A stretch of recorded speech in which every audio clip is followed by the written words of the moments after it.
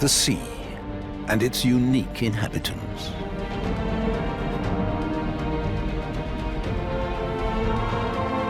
You don't always have to travel to exotic countries.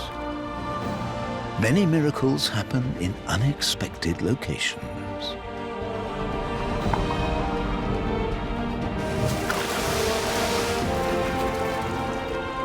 Tiny dramas, magnificent spectacles.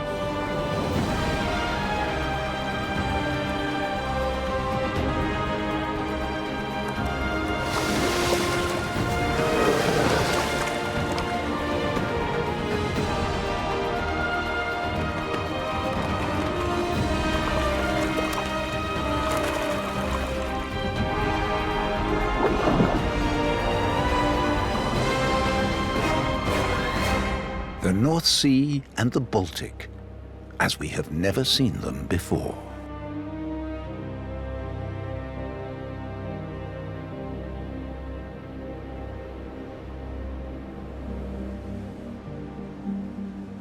The Baltic Sea. At around 8,000 years old, it's the youngest sea on Earth. With a surface area larger than Germany, and extremely shallow, with an average depth of only 50 meters. That and limited water exchange make this sea very vulnerable to climate change. In Estonia, we can see how global warming is affecting wildlife.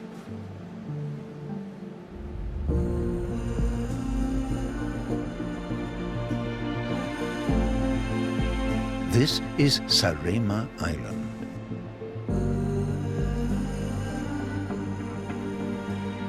Flanked by dozens of small sandbanks.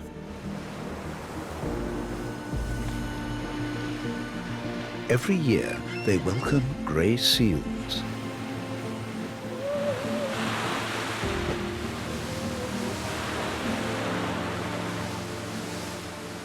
They're here in February to raise their young.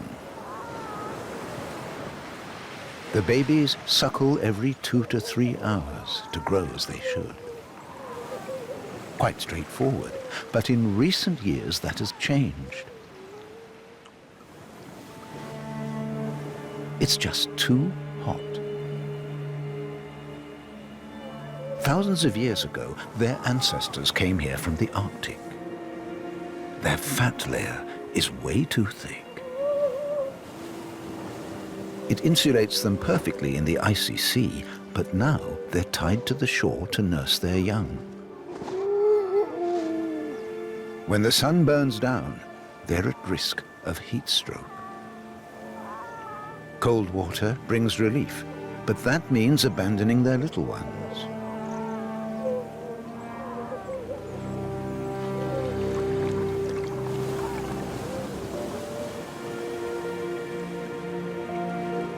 A dilemma for this mother.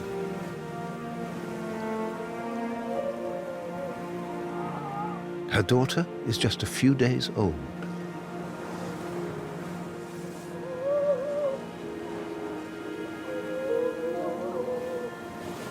She urgently needs to drink, but her mother is too far gone. She's completely overheated.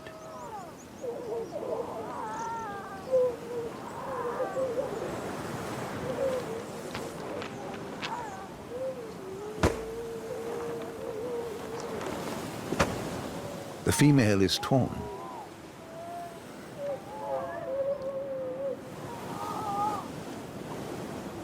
But she has no choice.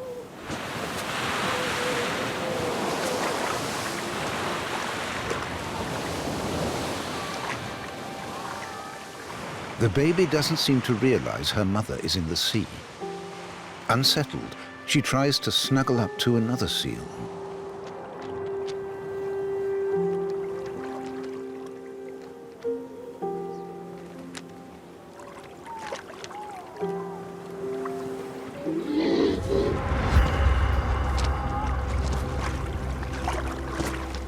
She's not heard, but she isn't welcome anywhere.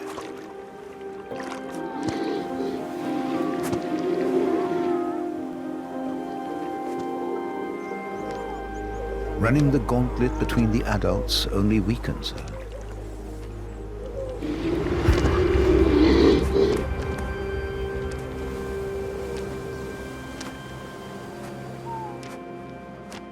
She needs a place to rest.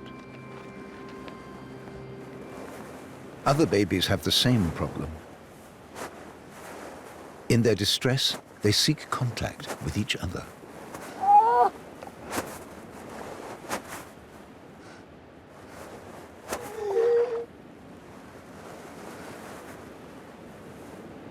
And so the little one does get a bit of physical closeness.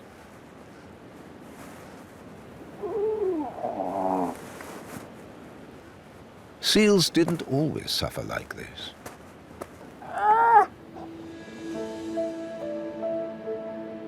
Grey seals normally give birth when the Baltic is frozen. But weeks ago, the ice started to break. Now it's mostly too thin for the seals. The sea around Saaremaa should be frozen well into March. But satellite images from recent years show that those times are over. The ice is melting earlier and earlier. So today the seals are forced to make the islands their nursery. That pushes them to the limit. The heat leads to increased calorie consumption. As a result, females produce less milk. Sometimes they stay in the sea for hours to cool off. Though they should be feeding their young, it's a vicious circle.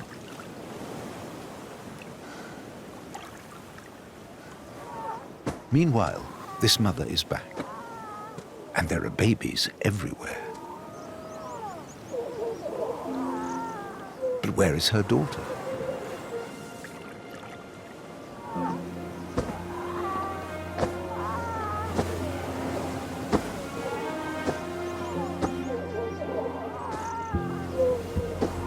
However hard she tries, she can't find her.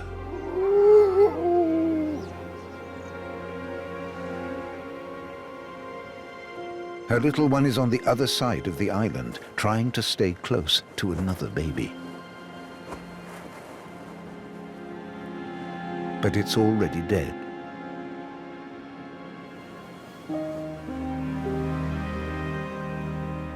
A sadly all too familiar situation. If their mothers stay away too long, babies don't stand a chance. All because Baltic ice is melting earlier due to climate change.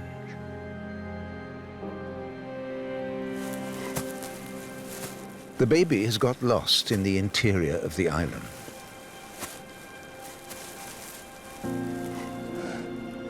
Closely followed by a female. The baby's nervous.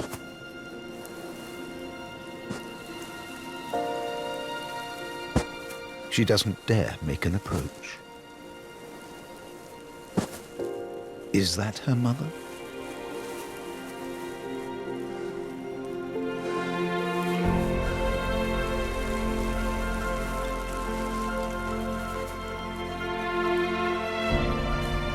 Only smell can dispel all doubts.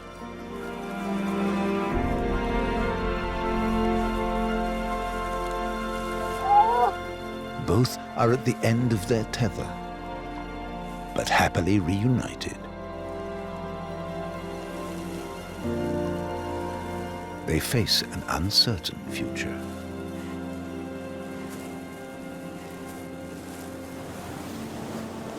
Today there are about 5,000 grey seals here. Thanks to strict protective measures, their numbers have doubled since 1990. Back then, it was mainly industrial pollution that affected the animals. But now, a new collapse seems imminent. They have no way of coping with global warming. Unlike pollution, climate change isn't going to stop overnight, no matter how quickly they legislate.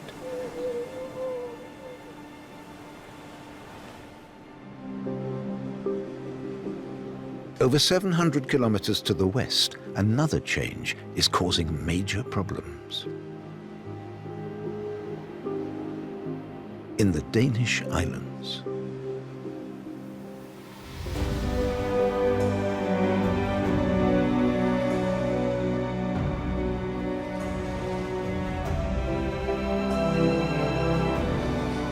This is Møns Klint.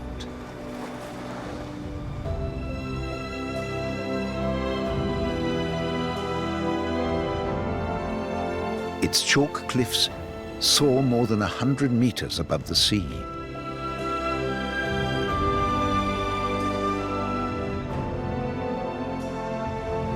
This beautiful coastline is in stark contrast to the scene underwater. Large stretches of the Baltic's seabed are barren sand and sediment. Only a few species can survive this hostile environment. But one creature can change that.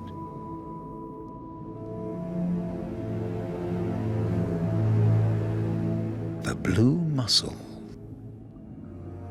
Uniquely, it forms gigantic colonies in the Baltic Sea, transforming the desolate sandy bed into a habitat for multiple species. But how does it do it? The secret is in these filaments. Sea silk. Mussels use them to link themselves in a giant network, where every individual has a little wiggle room to move. The silk is both tear-proof and very elastic. That's how the mussels stop the current from washing them away. Mussels filter food particles from the sea. A fringe on the entry inlet stops them ingesting oversized particles.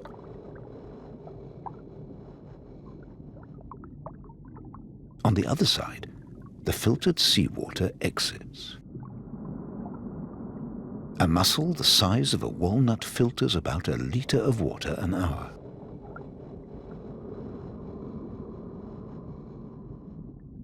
Healthy colonies are made of tens of thousands of mussels. Together, they work like a mighty sewage plant, ceaselessly cleansing our seas. But one creature seriously threatens the mussels.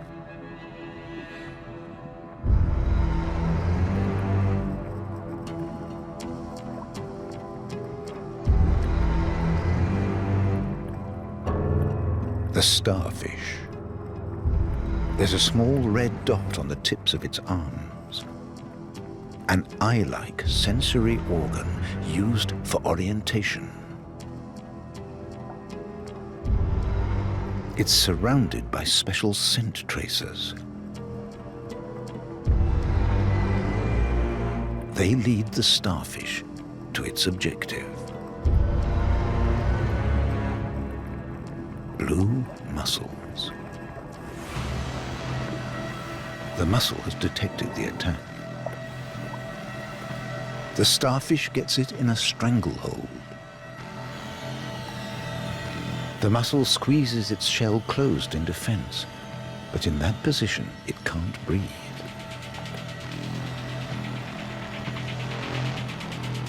They wrestle like this for hours.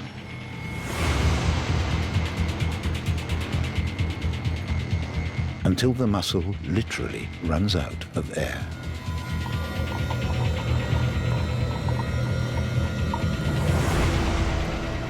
The starfish thrusts its stomach into the shell and sucks the mussel out alive.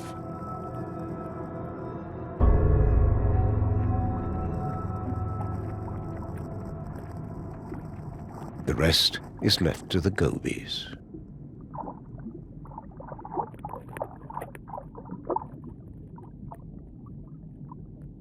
Together with other species, they all form a community where everyone has a place. Small snails move through the colony like miniature lawnmowers, keeping it free of algae. Baltic prawns also look for food here. So do pipefish. Without the mussels, other animals like these frilled anemones would never find a solid base. The mussels turn the desolate sandy bed into an underwater city for sea life. On its own, their enemy, the starfish, is no serious threat to the colony. But more and more often, it comes with reinforcements.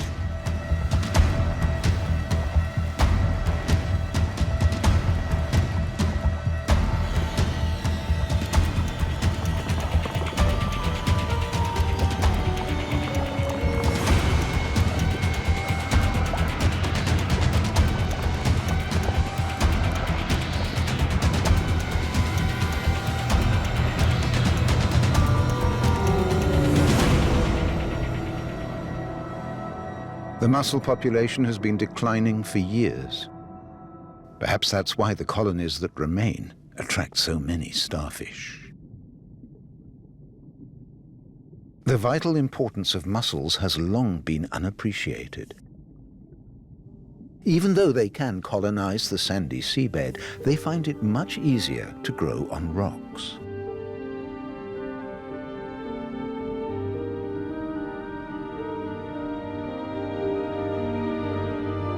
Between 1920 and 1965, 100 million tons of boulders were removed from the Baltic Sea, used to build moles, dams, and seawalls.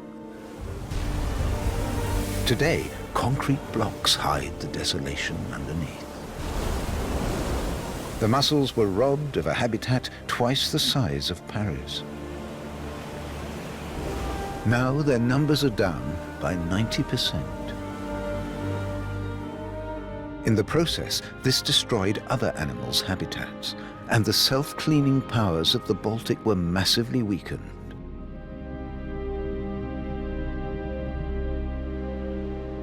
It's not just habitat loss threatening mussels. In recent years, rising water temperatures have become another problem. This hits the animals that feed on mussels especially hard, right here in the middle of the Baltic.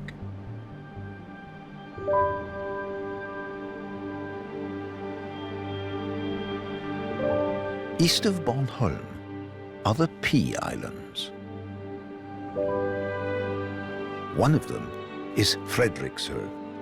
It was once a military base encircled by a high stone wall.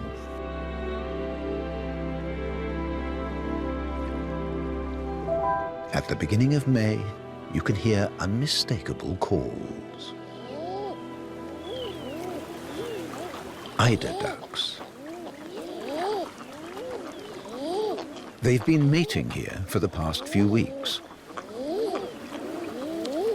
The females need to find the best nesting sites.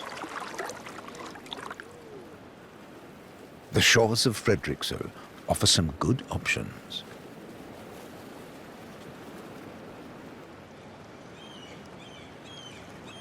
While they're nest sitting, the birds won't eat. They can't leave their eggs unattended. For a good reason.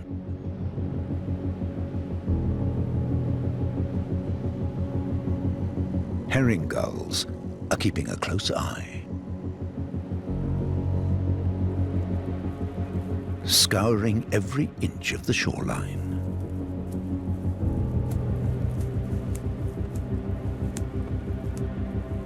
If they find an unguarded nest, it's easy pickings.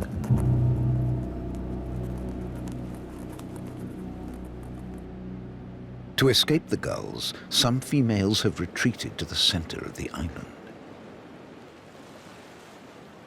Dense bushes offer plenty of hiding places.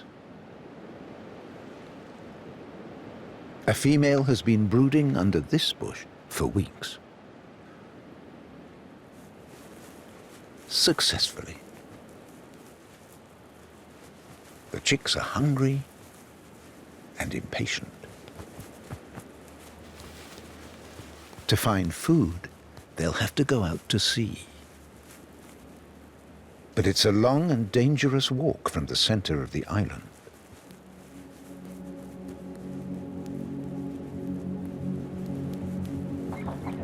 Many other mothers have already set out.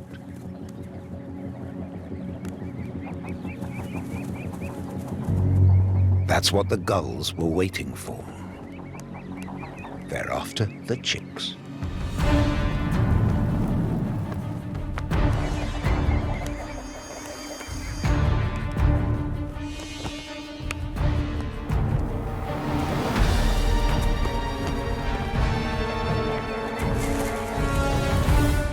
The long march to the sea is a nightmare for mothers and offspring.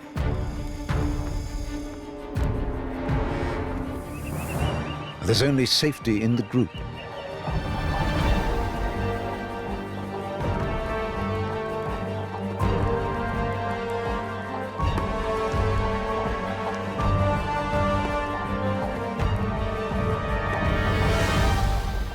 The mothers circle the wagons.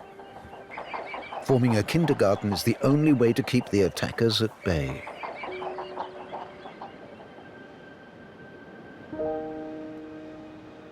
The females that breed on the shore don't have the same problems. They have other difficulties. Eider ducks lose up to 40% of their weight as they brood. Birds outside the walls have no defense against the weather. And so they consume more energy than the eider duck females in the center of the island. This is a problem because of their special diet.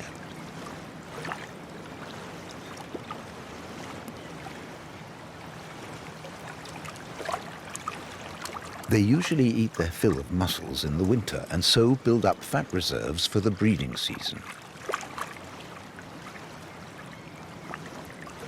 But the mussels are changing. Normally, they slow down their activity in the winter. They save energy. But now, with global warming, their metabolic rate remains high. So the mussels lose weight in the cold season.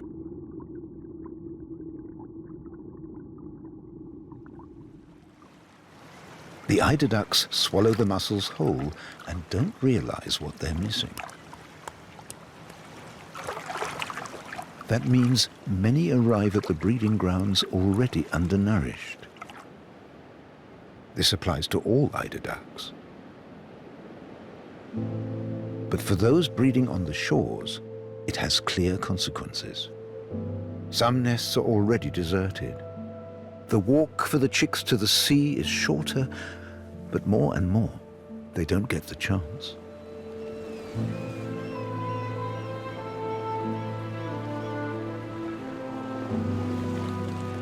Many mothers on the shore have starved to death.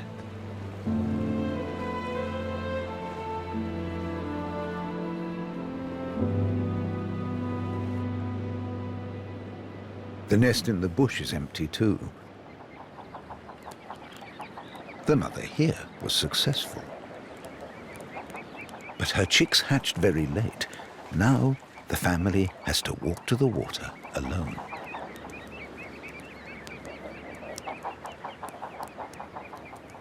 This won't go unnoticed. And here's another problem.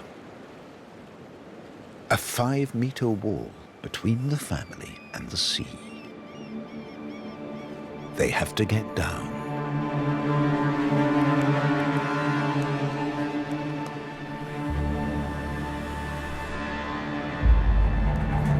It's easy for the mother. For the still flightless chicks, it's an enormous test of courage.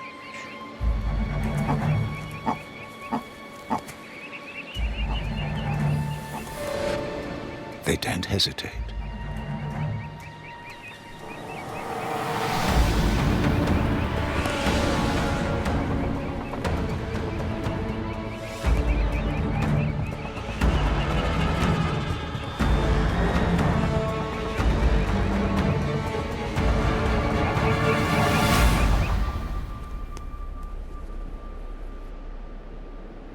It's a shock for the mother. But to save the other chicks, they must move on quickly.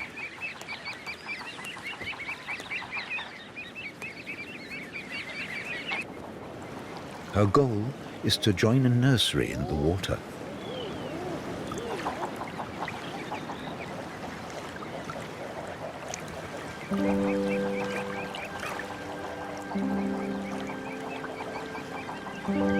At last, her offspring are safe.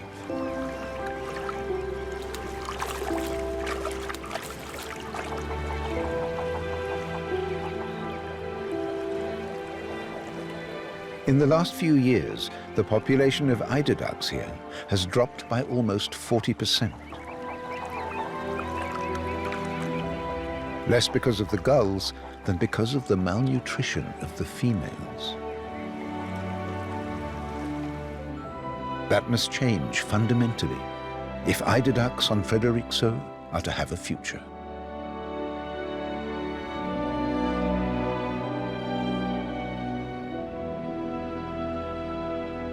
The effects of climate change on the animal world can also be seen on neighboring Bornholm. In November, fish reach the coast from the vastness of the Baltic. Sea trout.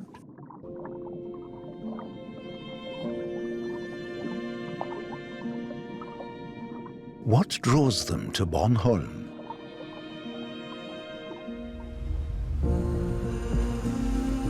The island is about 40 kilometers long and 30 wide, not even half as big as London.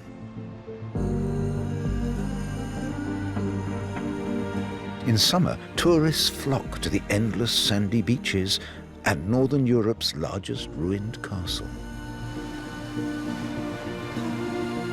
In winter, the island's rugged beauty is unappreciated.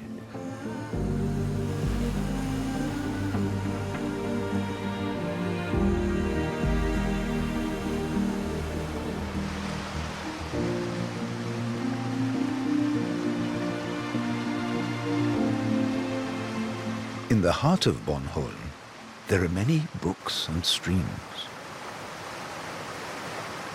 They're the reason the sea trout come here. They come to mate. And to do this, they must return to their native rivers.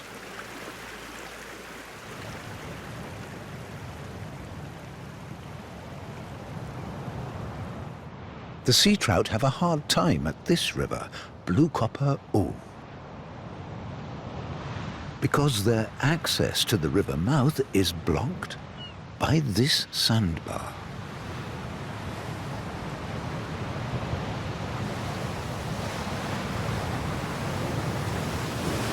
They either need powerful waves to break down the barrier, or rain to make the river rise dramatically.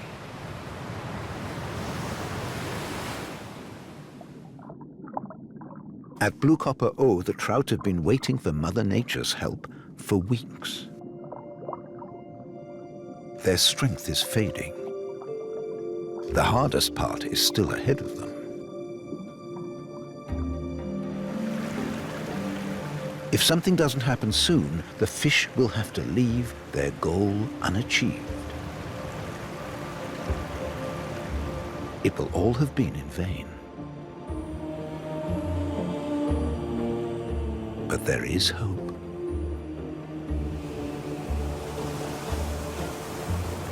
A storm is brewing.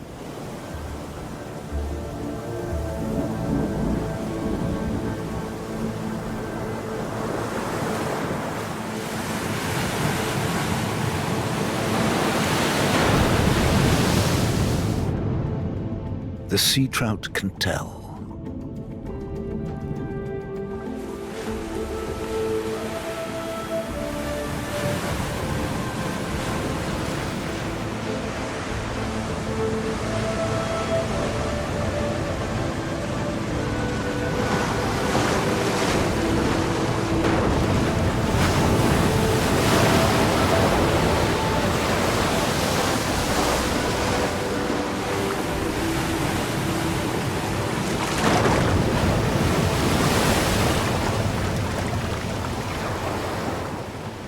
This is their chance.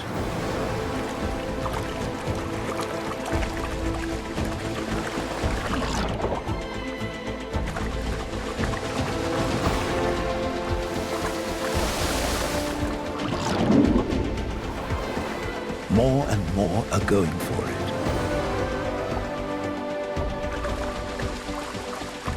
It's all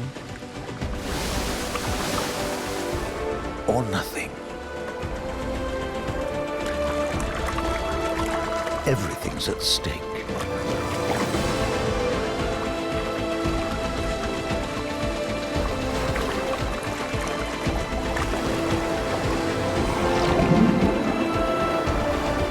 Only the strongest get through.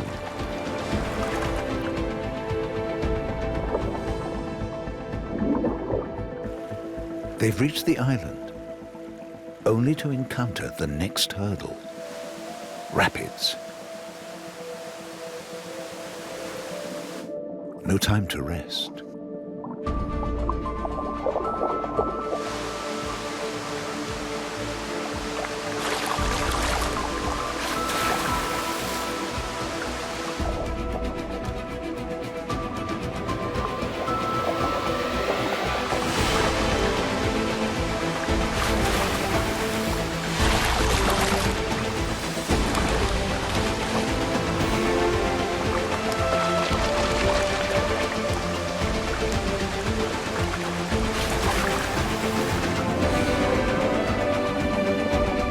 Only those that are still strong enough have a chance.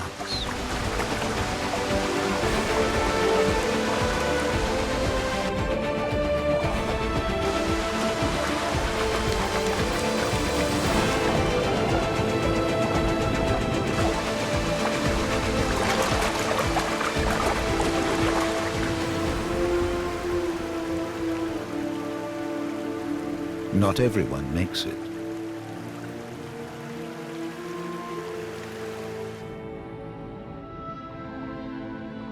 Many sea trout lose the fight.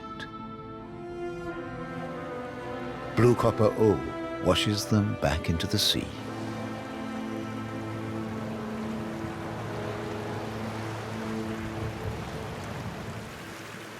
Upstream, the strongest have reached the finish line. Females prepare spawning pits with their tails.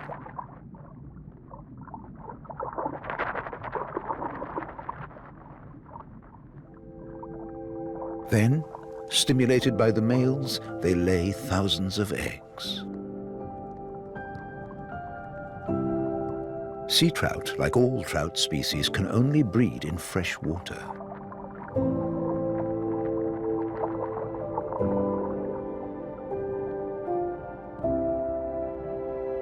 The salinity of the Baltic Sea would kill the eggs.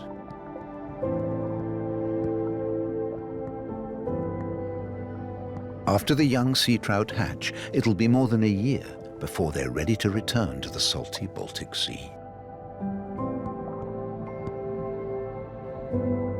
Till then, they spend their time in blue copper O.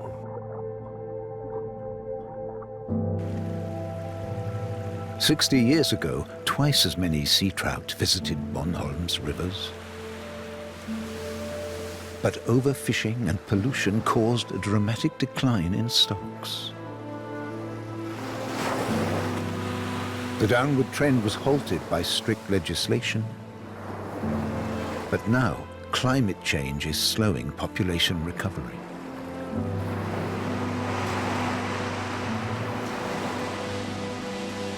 The storms are less likely to come at the right time. so the route to the rivers of their birth is often blocked.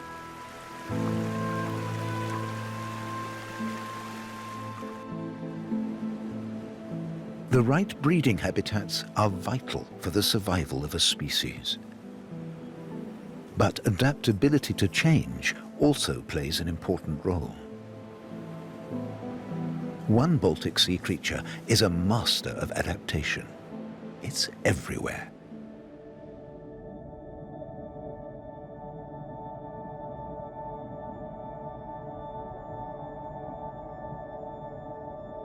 A small, rocky oasis at the bottom of the sea.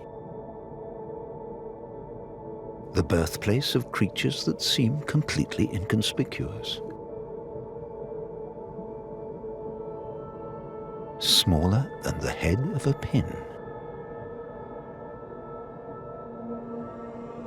Hundreds of them in a space the size of a teacup.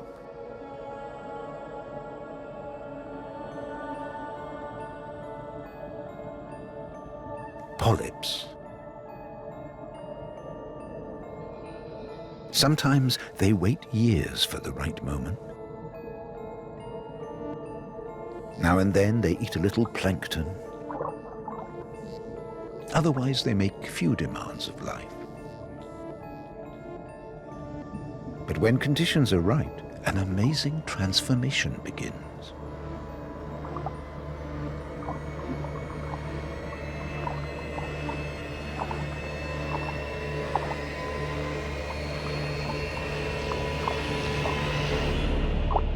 The polyp breaks off into star-shaped segments.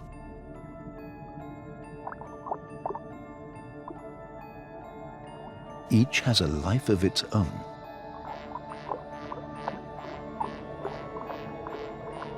The polyps are constantly reproducing. Any one can copy itself 20 times over. The current carries the clones into the open sea. You have to see an adult specimen to know what this creature really is.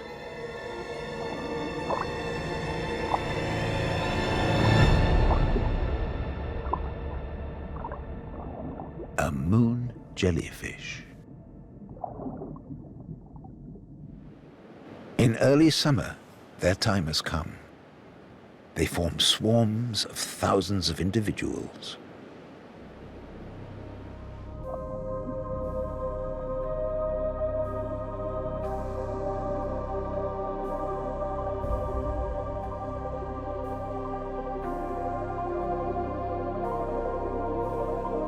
They eat fish larvae in their millions. It's a huge problem.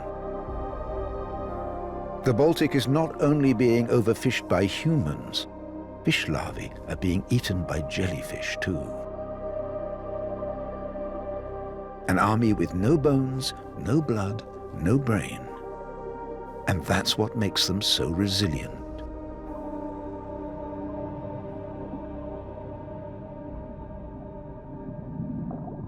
These cnidarians are the big winners in a changing world. To reproduce, jellyfish need solid ground. Many places in the Baltic Sea were unsuitable for them. In the last few decades, we have changed that.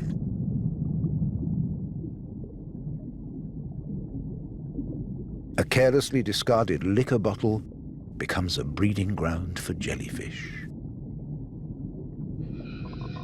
Research shows that polyps love these artificial reefs.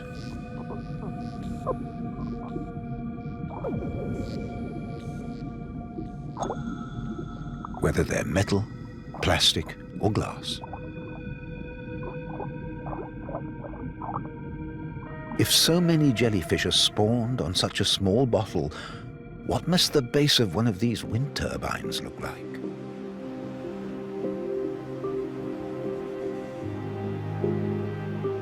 Energy from wind power, fundamentally a good idea. After all, it could slow the pace of global warming. But the foundations of wind farms are perfect for polyps. They create solid ground in the open sea where it didn't exist before. With major changes like this in the Baltic, there could be even more jellyfish in the future. That would further upset the delicate ecological balance. The resilience of jellyfish is legendary. Almost all other animals demand more of their habitat, especially for their young. Finland offers a good example.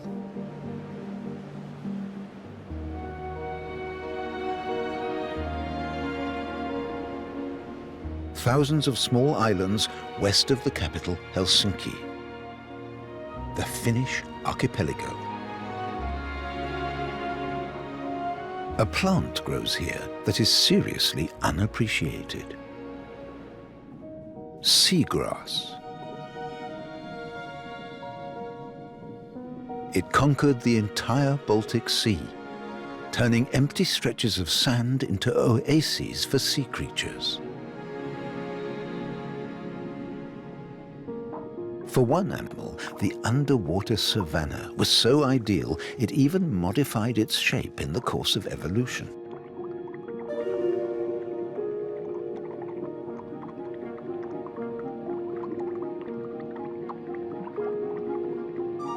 The broad-nosed pipefish. It demonstrates just how far adaptation can go. In order to find its way in the tangle of plants, it can move its eyes independently of one another.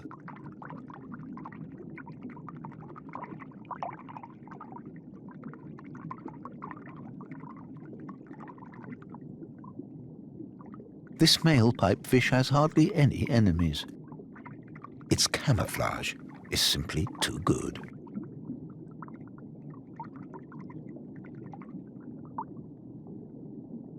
It's April. Mating time. A female.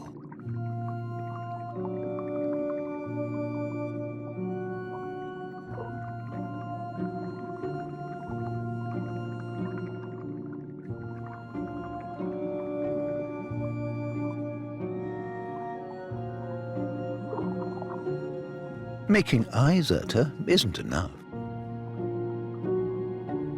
A wriggle and a shake may do more.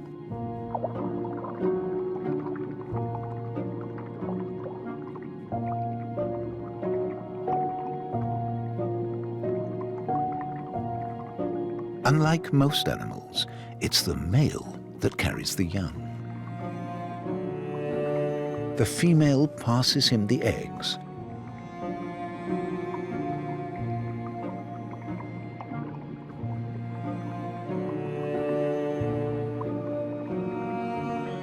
It's quite a delicate maneuver.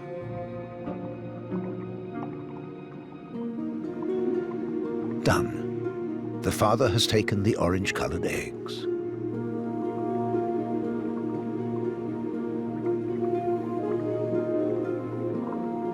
They're safely stowed deep in his ventral pouch. He's not really pregnant, but the young will grow inside him until they're born.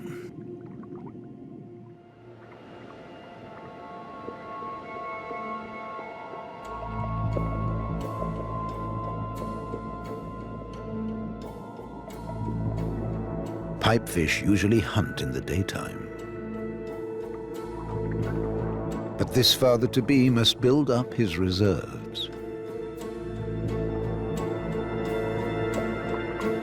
It's one thing to catch an opossum shrimp.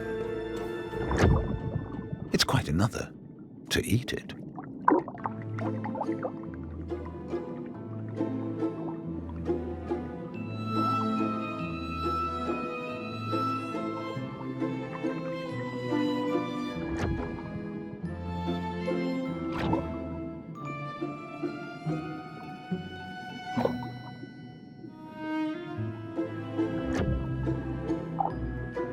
This'll be a long night. The tiny shrimp led him a merry dance.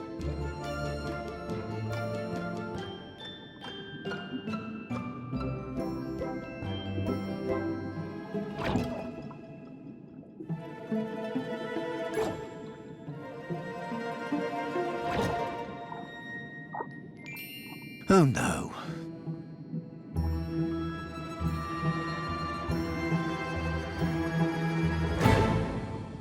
Okay.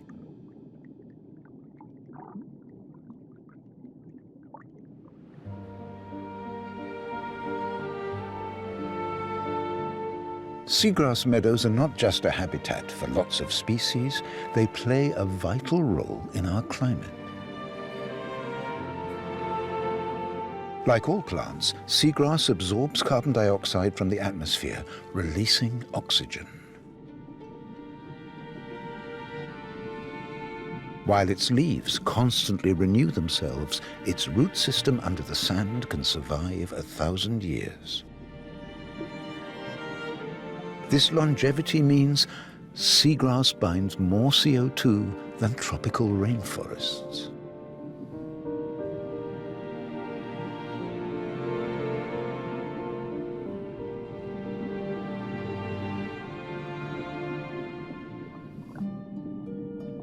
Father Pipefish has got lethargic. For 3 weeks, 100 babies have been growing in his ventral pouch.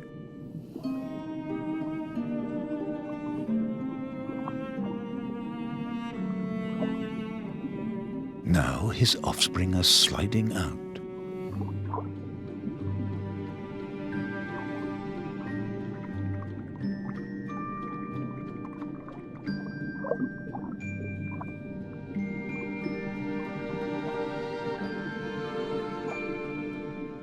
Though only a few minutes old, the tiny fish are completely independent.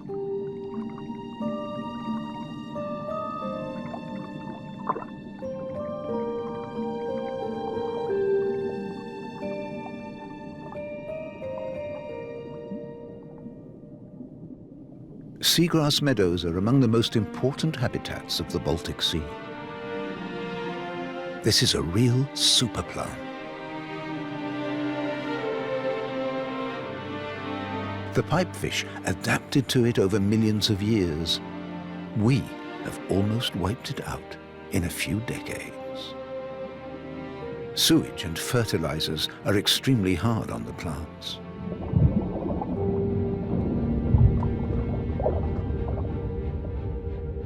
And unsuspecting Sunday sailors are taking care of the rest.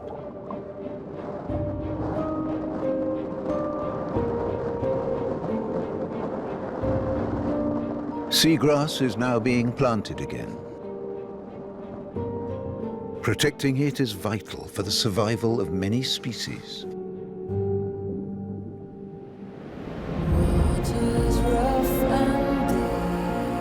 The Baltic Sea is in the midst of momentous change.